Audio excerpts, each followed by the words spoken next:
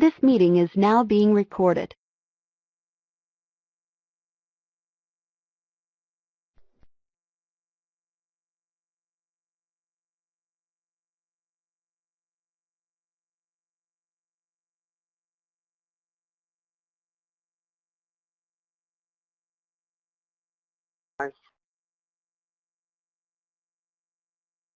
Happy Wednesday, everyone. We're so glad that you could join us as we begin this second webinar in a series of 4 looking at CTR. And you're going to know exactly what those initials stand for by the time we begin this session.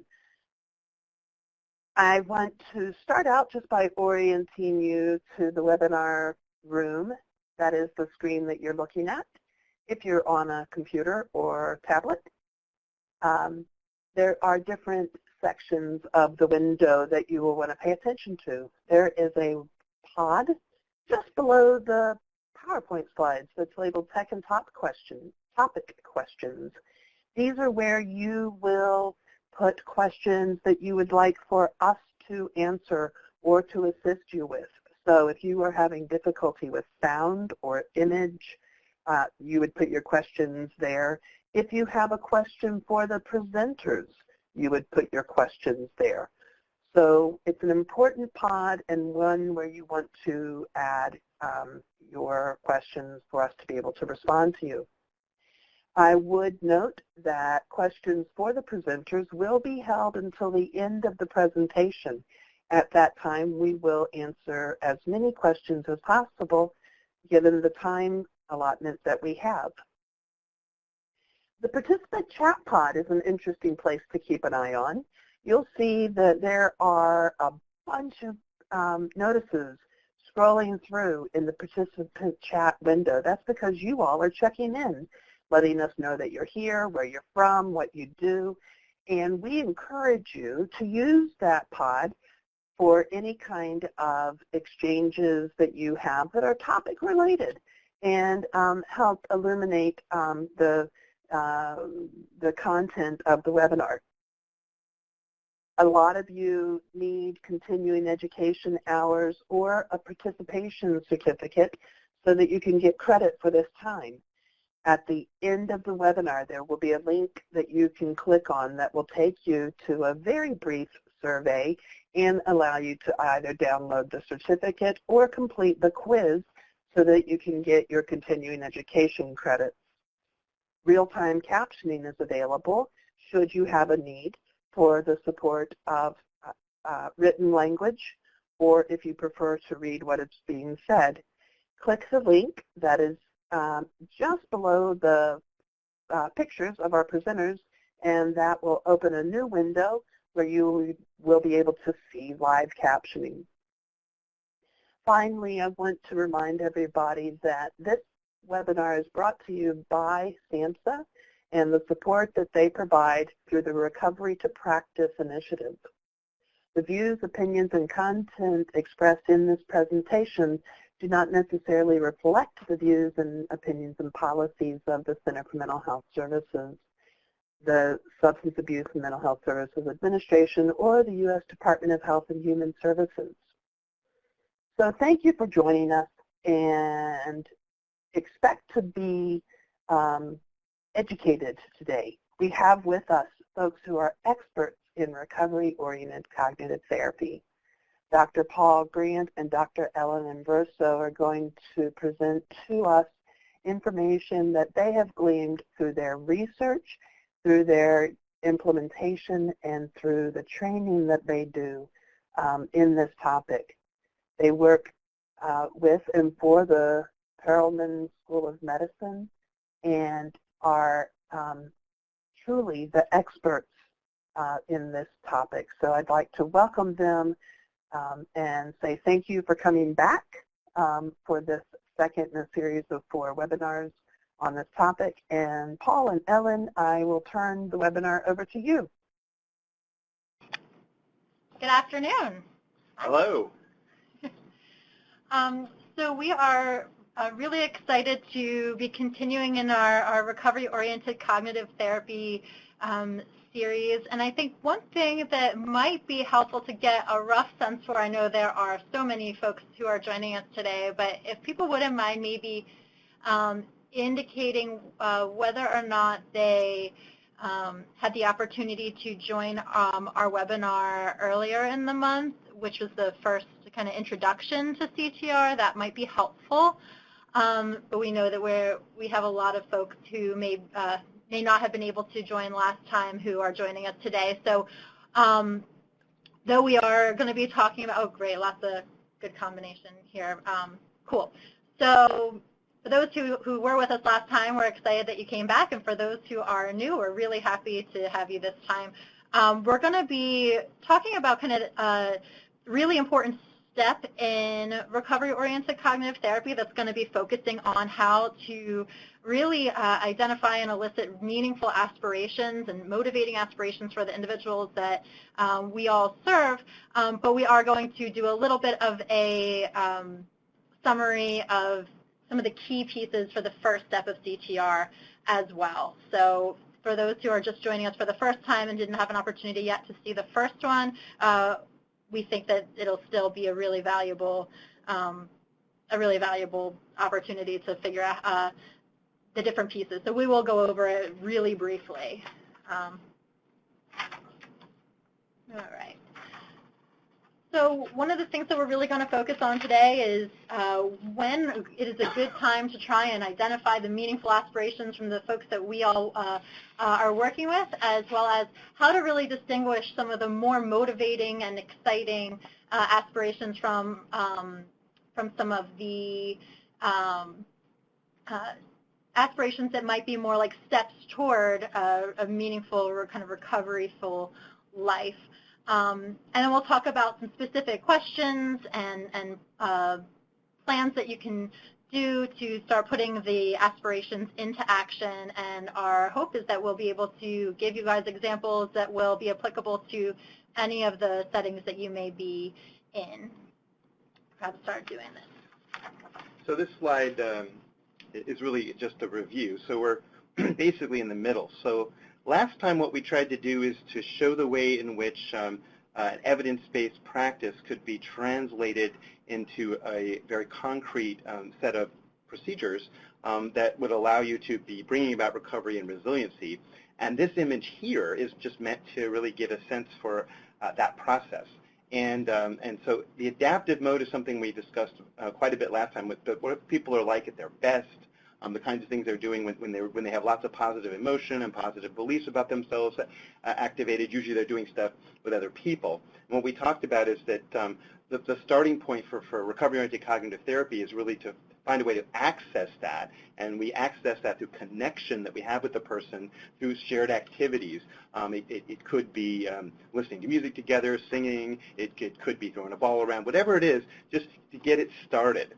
And then for a lot of people that we work with, you're going to need to energize this mode because it doesn't come up very often. And so doing more and more of this so that they have more access to more of their own energy, and this mode of their life is growing. And at the point we're at now is to talk about, well, let's start thinking about the future. And that's what we mean by developing the adaptive mode, because for a lot of people that we're going to be collaborating with, they really didn't start, as somebody said to me once. There was like the bell went off and everyone started living their life, and I haven't really moved anywhere. While that's not true of everyone, and it's probably a bias saying it that way, it's still really trying to develop the life that they want to be having, sort of moving from languishing to flourishing. And we really need aspirations in order to develop the adaptive mode and really help the person link that up to action and then conclusions they can draw that slowly expand their life space. I want to make a disclaimer at the outset because this is something that one of the choices I made. We aren't using the word goals here, although certainly you could call this goals, but we only have done that because a lot of the individuals have described themselves as kind of been over gold, or everything is gold. And so we think that the term has lost a little bit of meaning. And in fact, I had one guy say to me, he said, well, do you want to know what my treatment team wants from me, or do you want to know what I actually want? And so one of the ways maybe to get around that is to use words like aspirations, or just think about stuff that's really, really motivating. The last two boxes, which we will also cover today, once you have what somebody's interested in, you really need to help them do it. And so having success experiences that have the meaning of the aspiration are really key in terms of, again, like I say, really promoting the progress for the person and really helping them get the life they want. And then the final box, strengthening, is really about drawing their attention to and helping them strengthen the positive beliefs and then de-emphasize the negative beliefs, so as to really create a kind of sustainability for themselves. And it's really about empowerment ultimately, where they're empowered relative to whatever challenges have tended to put them into care at a higher level, and really trying to pull out of that and potentially exit care entirely for many of them.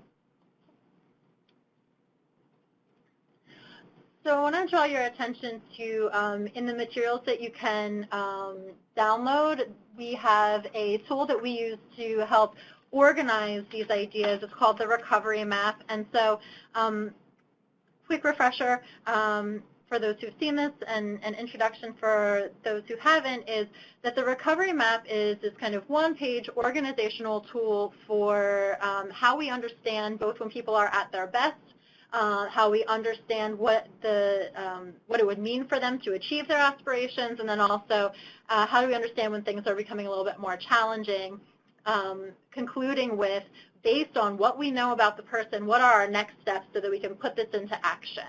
And so the first two pieces are really, what are the ways in which that adaptive mode is activated? What are the things that get somebody really energized and connected to other people? And when they're in that space, what are the things that they could potentially be identifying within themselves as far as their ability to connect or have efficacy, and so on and so forth.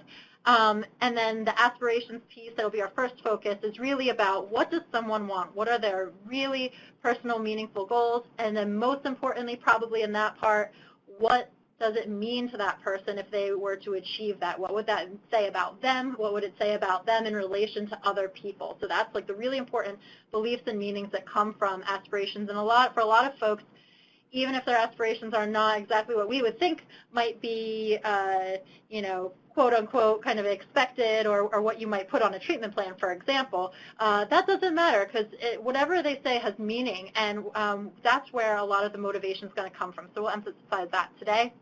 And then when it skips down to just describe, so the positive action piece is going to be, based on all this, what can we do together to bring that to action and help bring about those meanings in the day-to-day.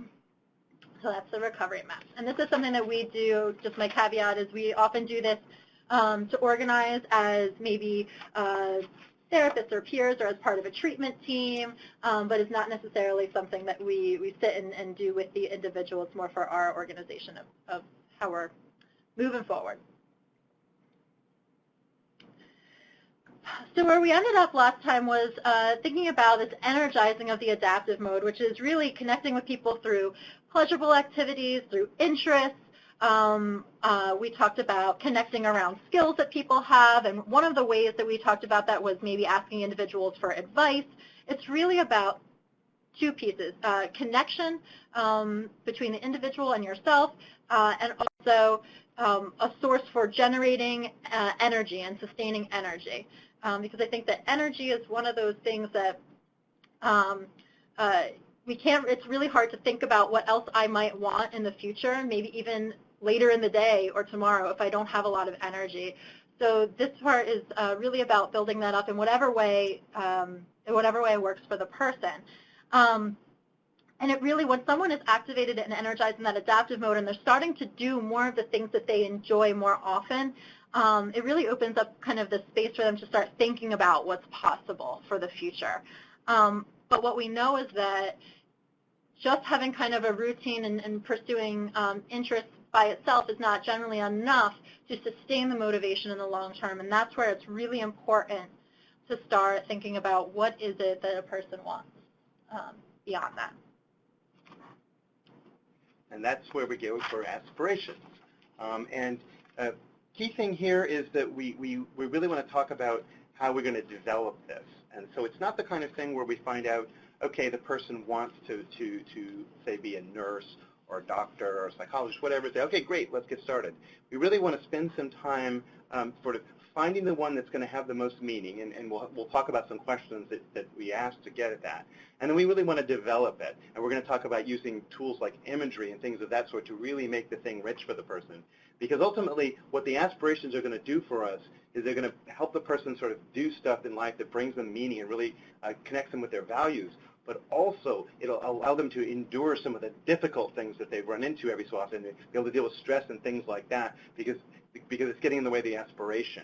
And we'll also talk about the way in which some of the obstacles and challenges that people face can be addressed as a block to what they want, and there's a little more motivation to be able to be empowered relative to them. But again, the key thing is to be able to get this into the person's life right now. So one of the things that we want to find out from you is, and you can use the chat box to let us know, is what are some of the aspirations that you have heard other people say that they want? What are the things that people, when you ask them what is it that they want in their future, what have they said? And there's really no wrong answer. So we just love to know, because I think that what we want to do at this point is distinguish a little bit between some of the maybe steps or getting to the point of an aspiration and really rich aspiration. So I've got a lot here about getting a job, driver's license, living independently, have my own business, be an artist, and read some of these out, get my GED, ooh, be a good dad, that's awesome. Employment, maintain sobriety, romantic relationships, so important, going to college, family, excellent. A lot of living independently and working in school. So that's fantastic. Not come back to treatment. Yeah, we get that a lot. Stop being homeless, have my own apartment, cook for myself. Awesome. I'm going to let you guys keep having those go through, and what I will do as you're doing that is get off meds, make good choices. I need to work on making good choices sometimes too. These are great. So we're going to go through a little bit of some of the, oh, actually, you know, do we want to do the first or after? No. First. Okay, so let's go through what some of these distinctions that you see here. So things that are actually a step, go to a webinar. Congratulations, you've met your aspirations. Michael, what's going to be good about going to the webinar? That's what we need to find out, right? So that could be a step to something else. It's a perfect example. Going to a webinar is a perfect example of our first example there. Steps versus aspirations. So a step is something that once you've accomplished it, it doesn't necessarily lead to continued action. It's kind of a finite step by itself. So for example, some of these great examples that you're giving, like maybe getting a GED, getting a driver's license, if you have folks who are inpatient, getting discharged from the hospital, these are things that lead you to think, well, they lead you to, when you've achieved them, you don't necessarily continue to do the steps that lead up to that. So the GED, for example, once you have completed the exams and you have your GED, you don't necessarily continue to take do the studying that occupies your day and kind of keeps you motivated to take that test and things like that. It doesn't necessarily lead to continued action, but there is something that's really important about it, and there is something that is really good about that for the person, and that is that next part that leads to the aspiration. So anything that leads you to think, wow, well, what would be good about that if you were to do it, or you know, what would be something that you could do next after that, that gives us a good clue that it's really a step rather than an aspiration. So for that, we want to find out really when they've accomplished that, what is it that they'll be then able to do or get as a result? Yeah, the reason that we make this distinction is that if we just focus on the steps, sometimes we found people stop doing all that stuff. They get discharged. Well, I don't need to do any of the stuff I was doing to get discharged because now I'm discharged, and so that's why something bigger that occupies a larger space for them and really is deeper is what we're going for, and the steps fit into that. It's not that we don't do them, but they fit into that. Now that I have my driver's license, I can drive. Well, what's going to be good about driving and that kind of thing? Yeah. And we've had people then be able to really elaborate that on and say, well, if I have my license, I'll be able to go to that concert that I really want to, or maybe I'll be able to meet somebody, and then it connects to like a relationship type aspiration. Like there's things that it can lead to that are bigger than the initial step by itself. Some of the other things that you guys shared and that we often see is obstacles as a goal and the removal of an obstacle. So that might be to stay away from substances, maintain my sobriety, or to stop using, for example. So that's when someone is focusing on something that they don't want rather than what it is that they do want. It could also involve symptoms, things like I want to not hear my voices anymore, or refrain from self-injury, things like that. And again, those things are really important. We want to validate that for the person, that it sounds like that is something that's really important for a person. And we just want to find out then is if they were able to have those kind of obstacles out of the way, what is it that they'd be able to do or get and move toward? Because again, that is what is sustaining, that's what's going to build that motivation, sustain the motivation, because stopping is not, in and of itself, is not motivating, and it's something that,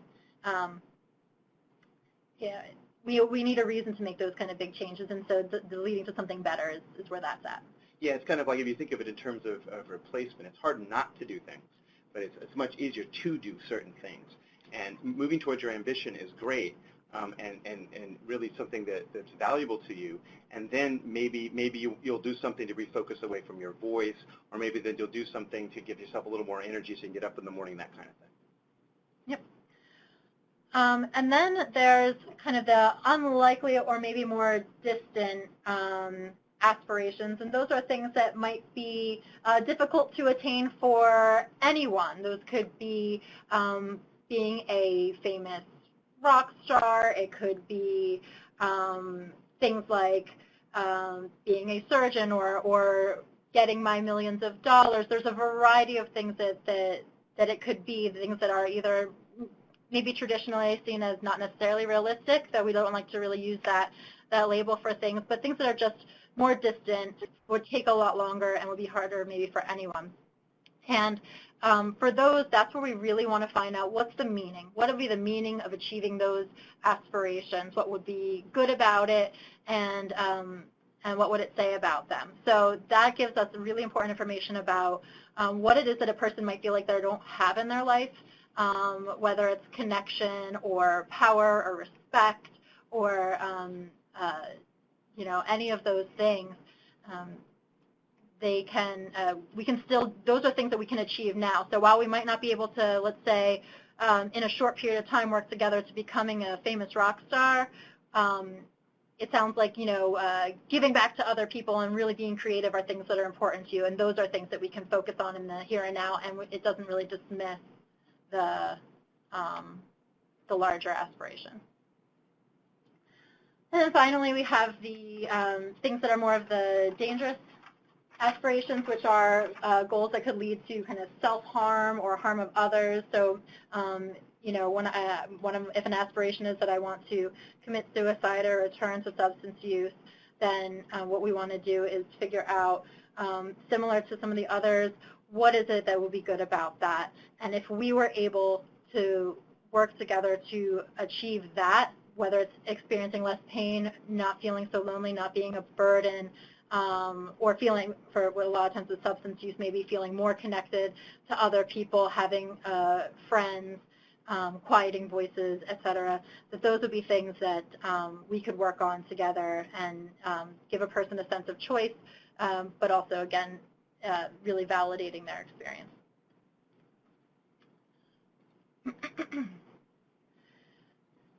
So these are some, the next several slides are going to be some questions that you can ask individuals to really elicit these meaningful aspirations and then start to elaborate on them. So, for example, what are the kinds, you know, when you're out of the hospital, what are the kinds of things you would like to be doing or getting? And for some folks, that's a really big open question, an open-ended question, and we might get, I don't know, or, you know, things that just we might not get any response. And so I really encourage people to just get as specific as you can. So, all right, if you weren't here right now, what would you be doing? What would you be getting? 1 o'clock on 1:30 on a Wednesday afternoon. What might you be doing? Where would you be? And really getting people to elaborate. What would the day look like? Who would you be with?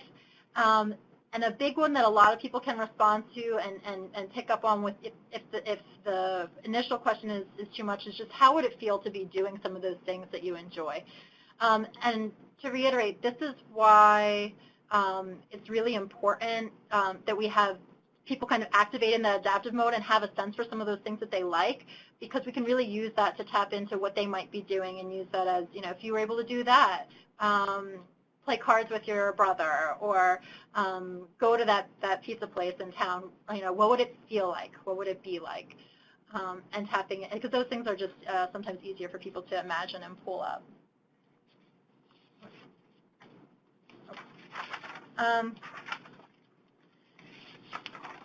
And so for this, we're looking at, we can use a lot of kind of sensory details and use a lot of imagery to create this. As Paul was saying, it's not enough to just kind of find out what it is that the person wants, but really I'm taking the time to imagine a lot of rich detail about what that would be like, what they'd be able to do, and to paint a picture. So I want to give a couple examples of a way that we're able to do this with folks who have been really traditionally maybe harder to engage around the future because they really didn't have a sense initially of hope for that. So there's a woman that we've had the good fortune of spending a lot of time with who had been really stuck for most of her adolescence and early adulthood in treatment facilities, community residences, state hospital, kind of through the course of different placements, and really did not see a future for herself, very kind of consumed by trauma, self-injury, and so forth. And a lot of sessions had been previously have been focused on those challenges. And so to shift gears, what the therapist did was really ask her, when all this is said and done and treatment is all said and done, what would you be doing, what would you be getting, and what would it look like? And we got two key things. One was to be a nurse, and one was to get married and have a husband. And I'm going to focus on the husband briefly. So they asked some questions about what would be good about these things, what would it feel like, and she really talked about how she would be connected to other people and able to help other people. But the real key, and the reason that we didn't leave it at that and start moving to action planning, is because that just is it just wasn't rich enough. So we asked her to take us through what would a day be like. Let's say you find someone, you get married, you have your husband. What would it look like? Paint me a picture. What would the day be like? And she painted this. She kind of described this image of them walking along water and holding hands, getting ice cream, buying a cup of coffee, and sitting together, and how she would feel like just happy, and that people would respect her and see her as being valuable and worthy, and all these things that she struggled to see in herself for so long. And so creating a really rich image was something that throughout the course of treatment we were then able to refer back to when things got really tough. It was inspiring as a way to, maybe make different types of decisions about what she would do in the course of the day, or it was really motivating reason to use all these great skills and strengths that she did have but didn't see a purpose for before, because everything that you do in the course of a day can get you closer to the thing that you really want in the future. We want to move, so the imagery is really powerful. It also pulls up positive emotions, and these are all things that can help bring up the adaptive mode and help the person bring about some resiliency. And so when you know something actually about the things that activate the adaptive mode, it can really stimulate a lot of ideas. So there's another individual who spent a lot of his time, a couple decades in facilities, and had actually described the future as being just like a blank screen. You can hear the sound, but there's nothing really happening. You can't see a future. And so but he was really kind of withdrawn, didn't talk to a lot of people, and one of the things that kind of initiated and sparked some interest was in a group of people. This is kind of stereotypical because we're based in Philly here, but they're talking about cheesesteaks, and they were talking about what they wanted, where they would want to go and get, like, who has the best cheesesteaks and all that kind of stuff. And it really got people going. And next thing, they were talking about where they would go to do fishing, even though we're in the city, and all those kinds of things. And throughout the course of time and kind of activating these sparks of interest, eventually this gentleman who had been really withdrawn and stuck for so long said that he had always wanted to do a documentary about the best parts of being in the city. And that was something that was really new and really exciting and something he hadn't thought about for a long time. And so when we asked him what would it mean for him to do something like that, he talked about being really creative, sharing things with other people, and bringing people together, and that he'd feel really supported. And we'll come back to how that led to connection, or to action rather. But having the ideas are really important, because if we start moving toward action on things that aren't really important to people, then there's no reason to keep pursuing those things that we want. And that's, I think, true. That's just true for anyone, right? So the meaning behind all these aspirations, like I said, is where it starts to lead into action. What would be good about that? What would be the best part of it, and what would it mean for you to accomplish it? And how would other people see you? One of the things that we found is that individuals oftentimes, there's a trap, and we all probably do this a little bit, is that it's so easy to focus on where things aren't going to go well, and how, so if I got this job at the new restaurant that's opening up, what if they, I don't know, maybe they mostly pay in tips, and what if I don't get a lot of money from that? And it can get, that, which is an example that just came up for me yesterday with somebody, but kind of, it's really easy to go into the ways that it won't work, or if we go into steps too quickly, to think about how it's going to be too stressful and overwhelming. So actually, one intervention we did yesterday was we had a group of people who, we depersonalized it a little bit. We had, in the group, other individuals started to share with the person things that they thought might be good about working there, and then she started to think about what would be good about it. So it's flipping the script on, how do we get there and what might be hard about it, to what would be good about it, and how can we can take that motivation to keep us moving forward.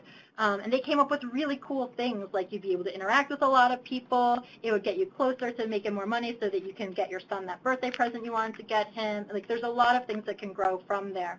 But it was a little bit of the power of just kind of shifting that way of thinking that got her to think that maybe, not only maybe it could be a good idea, but maybe I can actually do it. It'd be worth finding out more about. Yeah, there's a real emphasis on what's good about the activities that really can help the people tap into their motivation and really be able to sustain it, actually. Whereas if they start thinking about what might not work as much, then that might tap into something else and they might withdraw. It's not that we're not going to help them develop resiliency around the challenges, but we really need to get the good stuff. And once we have something, so something good, like so somebody wants to volunteer, or they want to help animals, something like that, then really we want to try to expand the aspirations as we help them expand their lives to other things that they might want to do, because all of us have various things that we're pursuing, and it's not just one thing. And so we do the same kind of thing here. And here you can see some questions that we might ask. So if we know that helping others makes them happy, there'll be other places to look for that.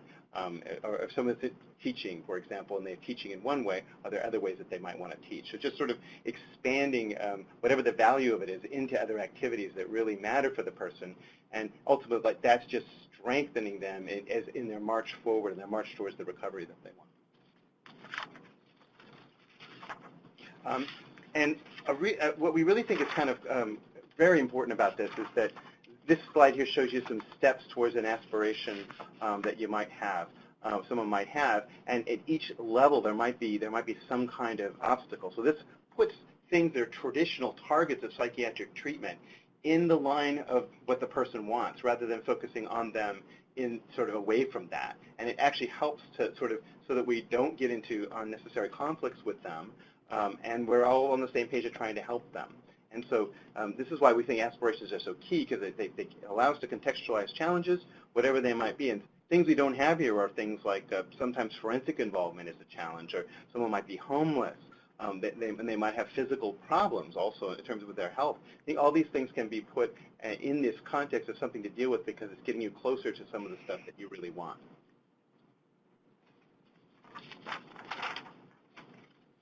So the positive action step, this is, I've heard people call cognitive therapy a talk therapy. I call it an action therapy. It's an action therapy. You've got to be doing stuff. All the stuff we talked about, we're doing actively to get somewhere.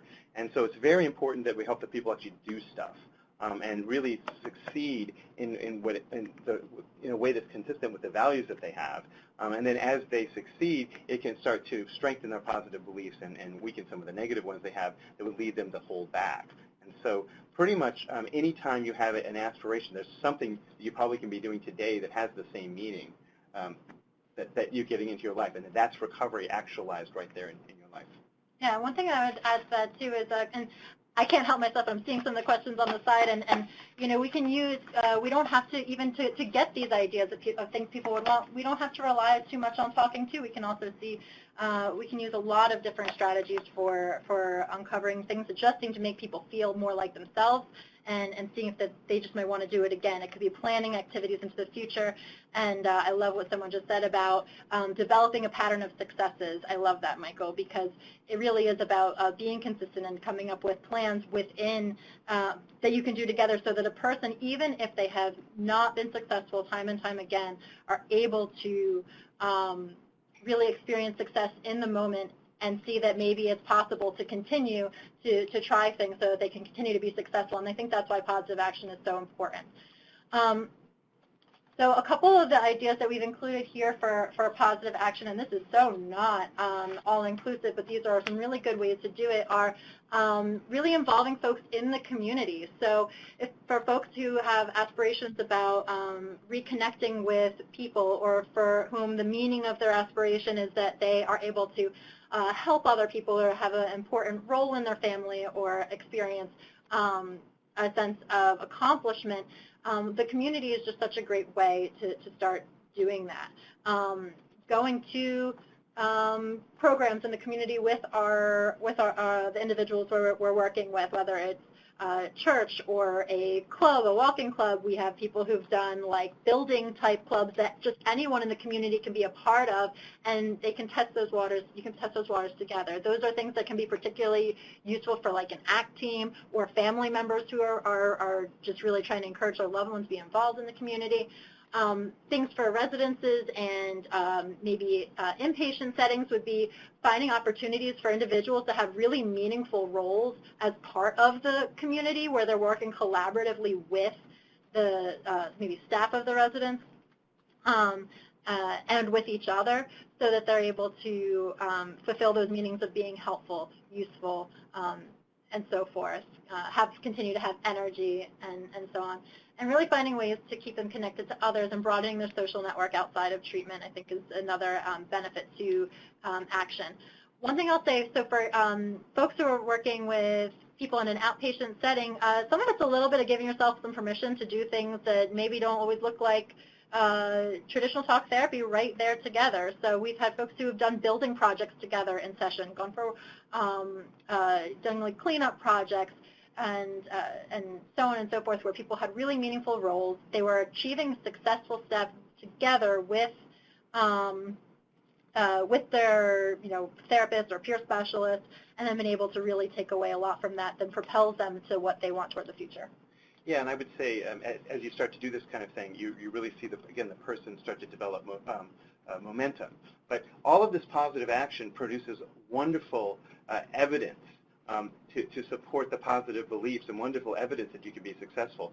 And that's really the next step that we talk about. Because one of the things that we know about a lot of the people that we work with is that they don't always naturally learn from positive social experiences. There's some research to support this. And so, but this is where we can come in as collaborators to really help them notice that they are being successful, and that we can help them strengthen certain kinds of beliefs about how they can connect with people, that they have control, and that they have capability. These are going opposite now of some of the beliefs we talked about last time that can really get in the people's way. But similarly, that when they do stuff, they actually have more energy rather than less. And then developing concepts of resiliency, that they actually can endure stress, and they can actually be empowered with their own ability to overcome it, and then really succeed in what they want to do. And this is the way in which the adaptive mode becomes the dominant mode, but really just making sure that they collaborate with it to see just how well they're doing, and how much they can do. And then at the end of the day, I think being able to realize that when things do not go the way that you want them to, that's all right. You can work with that, and that's what we all do. And it's the biggest gift, I think, that we can develop with somebody.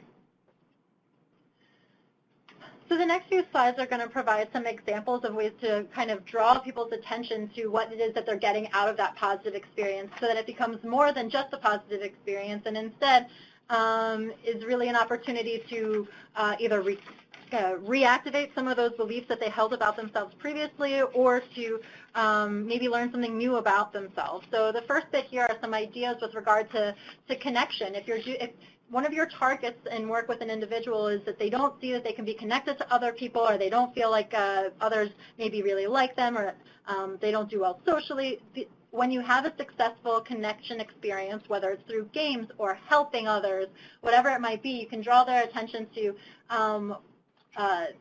the more kind of accurate statement about their ability to connect. So if you're able to connect with Joe like you just did now, is it possible to make friends, if that's one of their aspirations? So we can link also this to what they want in the future longer term.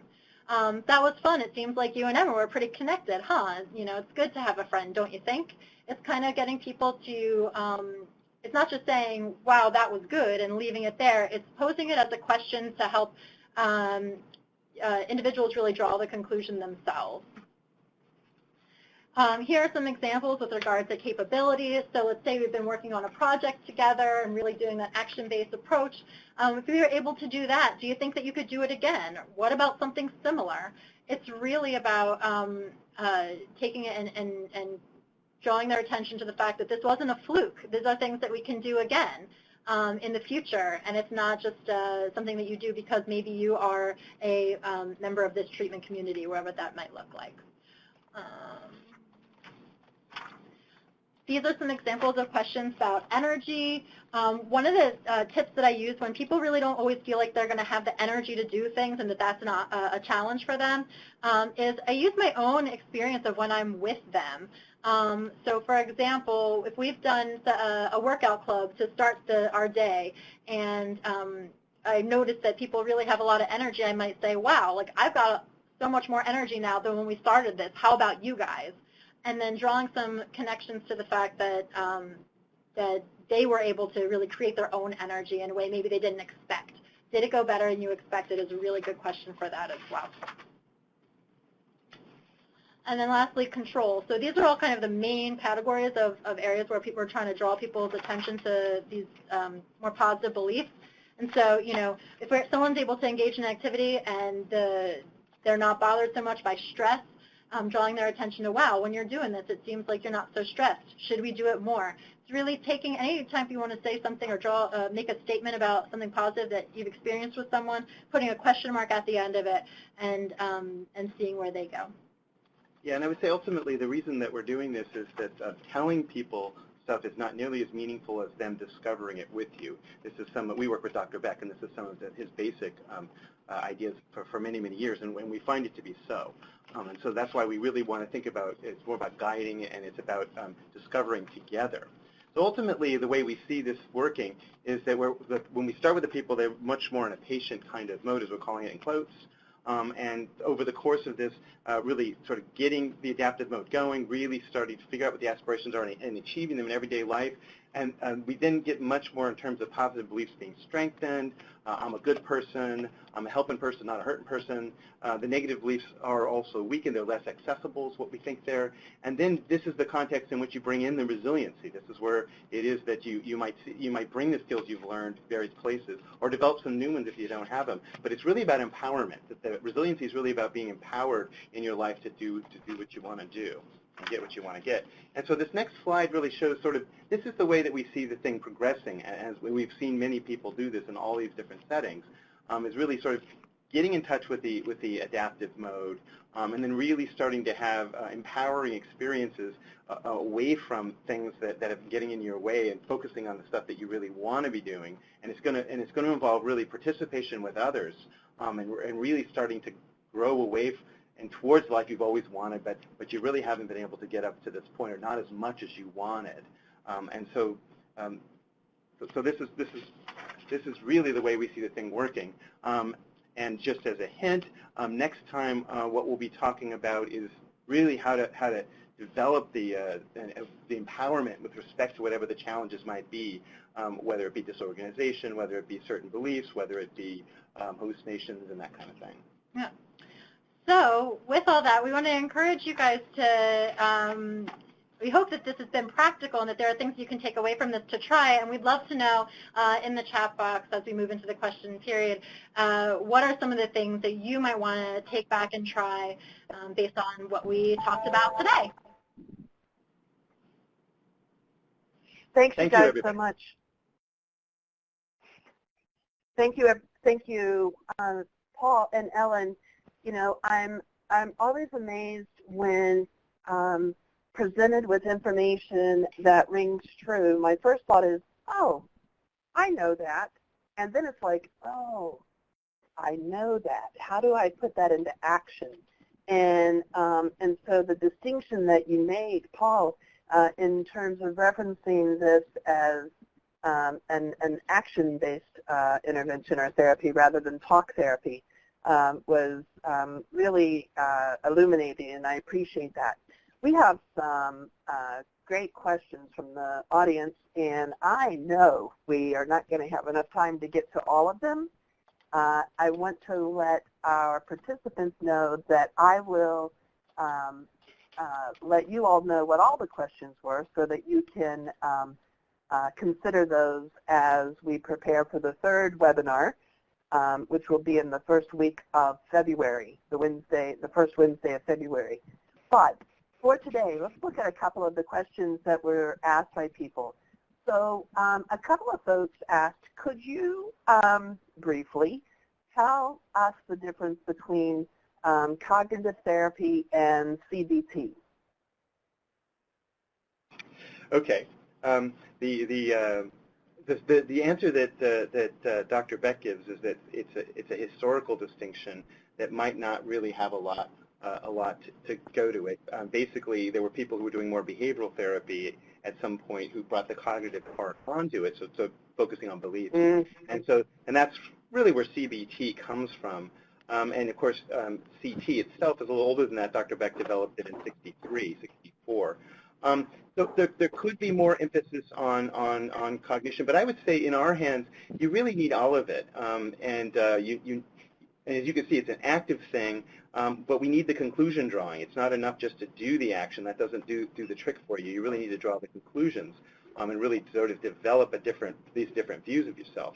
So we think it really fits together, and you can't really do anything without the possibility of really changing sort of the way that you see yourself, the future, or others. So I think it's that's a short and dirty answer to a tricky question. Right. Thinking about it in a historical context seems to add some clarity. Now, there were a few questions that were grappling with the idea of how to approach the use of visualization techniques with people who had significant trauma histories.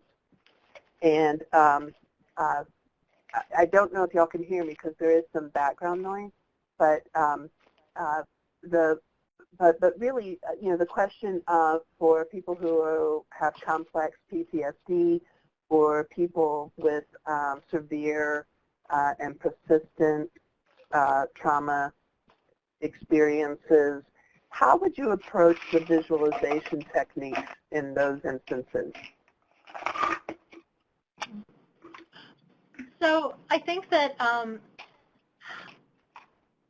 we've had a lot of success in actually using that with folks who've had some pretty significant and complex traumas, and really in helping them not focus so much on imagining we don't do like imagery with regard to the trauma itself, or maybe have people close their eyes and do kind of that type of more mindful style of visualization, things along those lines. We've really had a lot of success with focusing on like action. What would they be doing? Using their golden interest, and getting them to kind of identify a really specific thing they want. So, for example, the one woman, very significant trauma, but the holding hands and having a cup of coffee and ice cream at the water, like that's a quick image that she was able to really pull up that actually in many cases would help to kind of wash out some of those doubts and negative feelings that would come up and help to ride some of that out as those things come and go. And we've had others who have thought about a really specific way they wanted to design an apartment or things along those lines that were really motivating in those times. Yeah, I would say that what we've seen is that they can often use these positive images as a way to remind themselves of what they care about and to focus away from some of the distressing stuff that they would otherwise experience. And so when there's some sense of rejection or loss or something like that's coming up, they can use the image to focus on what they really care about and what they want to be doing, and that sometimes really helps them very strongly not hurt themselves or not do some of the sort of interpersonal stuff in reaction to those impulses. Yeah. And so let me just see if I'm hearing you right. The imagery is less either past or future oriented and much more here and now, but also really concrete. So Ellen, for instance, your reference of holding a cup of coffee, that's really present, and and so that's the kind of the piece that differentiates this. Yeah, I think you pretty much got the idea. It should be really rich for the person, and usually bringing up some state that will compete with some of those other sort of negative things that are going in the wrong direction. Because even if it's future-oriented, thinking about some of those experiences in rich detail in the moment can actually kind of bring about some of that experience. So, for example, when the woman was talking about walking along the water and having ice cream and so forth, she actually, her whole body relaxed, her affect bright, and she felt happy in that moment and just imagining what it could be like. And so being able to have that experience even in the moment to diffuse and reflect, refocus can be really helpful. Yeah, thank you. So again, a question that a couple of people presented had to do with, so much of what you were speaking about was naming strengths, and which aspirations are, tied to. It's logical. But how do you address the issue when people say that they're afraid to have aspirations or to go after their aspirations because they've had so many failures? That is such or at least what they call failures. We love that question. Yeah, and I think that's where doing action together to really provide evidence that there are things that you can do that are possible is so important. Because we've had people who have said, I want those things, but like, what's the point of talking about it? Maybe I'm not going to get it anyway, or what if I don't get it? And it really opens up a lot of, you can find out what it would mean for them and really achieve some of those things in the moment together, because it can be a step-by-step kind of small build-up. Yeah, and it's really, and that's the beliefs we talked about the first time, the belief that they can't succeed. Those are the defeatist beliefs, and they're afraid to fail, all that kind of stuff. And so that's why you can go after small successes. I think someone wrote that. And as those small successes, you can build them up. And then the person feels more comfortable. Well, maybe if I keep at it, I'm going to be able to do what I want, that kind of thing. And so actually, I think it works out really well. And you're really going after what's been holding the person back when you go after that exact thing and help them with that. Yeah, that's great. What about the importance of the individual being able to acknowledge their need for support or to change in some way? And this is basically how do you confronting people who are saying, I'm not ill. Your diagnosis doesn't apply to me. I reject that. Are you able to, how do you frame this approach for individuals who are kind of setting up that initial barrier? I think that this is one of the actually best ways to connect with people in that way, because regardless of whether you identify as having a mental illness or not, any of us have things that we want and things that are really important to us. And one of the best ways, I think, to connect with individuals is to really put that that ball in their court to say, hey, well, we're here, we're together. What are some of the things that you want to be doing and getting, and not focusing so much on that what they're bringing up of how this doesn't fit, and instead focusing on, well, how can we use our time together well then? What can we work on together that's really important to you, and still focusing on a collaborative approach that's really rooted in what the person wants, because it doesn't matter what a diagnosis is or isn't, and whether they talk about it or not. If we can work together to move towards something that's really important to you, then we're good partners, and that's leading toward recovery regardless. And the obstacles or challenges that they may experience that could be diagnostically based or not are going to come up potentially as we move toward those things, but we can address it in the context of the aspiration rather than the diagnosis. Yeah, I might say historically one of the reasons we developed a lot of this, and why you notice we talk about an adaptive mode, accessing and energizing it, is because we were working with a lot of people who didn't want help, who didn't want treatment, who didn't identify with the treatment, that kind of thing. And so if it's a precondition of treatment that you have to want it, or you think that you have this, that, or the other thing, then we weren't going to be able to help a significant number of the people that we really wanted to be able to collaborate with and work with. And so, and really sort of help enable and empower. And so what we have found is that this approach is really useful there. There are a lot of younger people, for example, who just want to get back to their life. So we can talk about getting back to their life too. And we can talk about dealing with stress, because everyone deals with stress. There's nothing stigmatizing about stress. And that's something that they can want to talk with us. So actually, you've kind of put your finger on a key aspect of really this approach, which is that you don't need some of that at the beginning, because somebody who wouldn't engage in something that's, well, you've got to name your medications and that kind of stuff, will engage in something if it's going to get them closer to a girlfriend or closer to being able to help other people, whatever it is that's their value. Yeah, they're true aspirations. That's fantastic.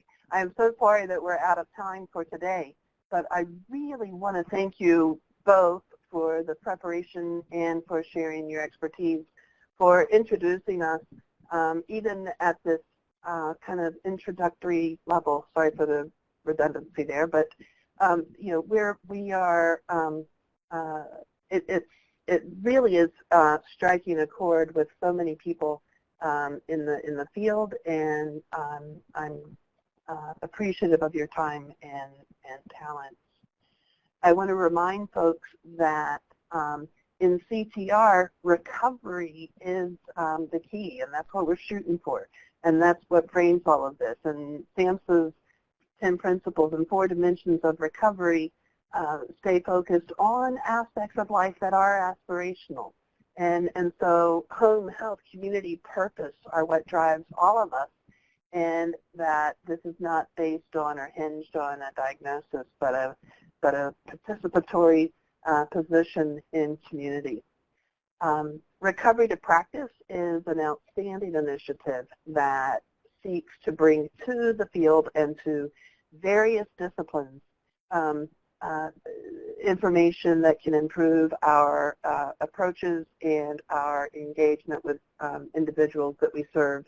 Some of the chat talked about the differentiation between perspectives of discipline or practice, and we believe that all these disciplines have a role to play in a recovery-oriented system.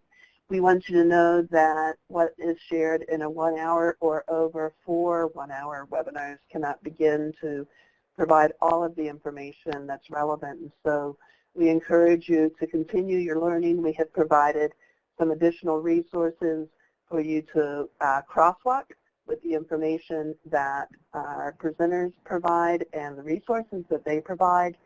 Also, the Recovery to Practice companion newsletter on recovery-oriented cognitive therapy is available now, and if you visit the RTP website at samhsa.gov, you will be able to download that webinar. It will be sent to people on our mailing list probably this week, if not next week. And check it out because there's more information in there to glean insights from. Our next webinar, as I mentioned earlier, will be the first Wednesday of February, which happens to be February 7th. We will be meeting at 1 o'clock Eastern Time. So please be sure to put this on your calendar based on the time zone in which you reside or will be calling from. We will then have our fourth webinar on February 21st. Register now. We want you to be able to get in. There's a lot of interest in this series. If you hear from people that they were not able to access the webinar, please share with them a copy of the recording link that you'll be getting in the mail because you are registered. And it's okay to share that with people. And later on in the year, the whole series will be available through YouTube videos that will be uploaded. So people will have access to this information in a number of formats, even if they don't make the live webinars. So remember to check out our quiz if you need continuing education credits. Also, if you need a certificate of attendance, you can download that. There are other downloadable materials. All you have to do is click on the item that you want and then click download file or files and follow the steps. We want to help enrich your knowledge base because continuous learning professionals provide the best services. And we're glad that you're with us. Thank you for joining us. That concludes our webinar today.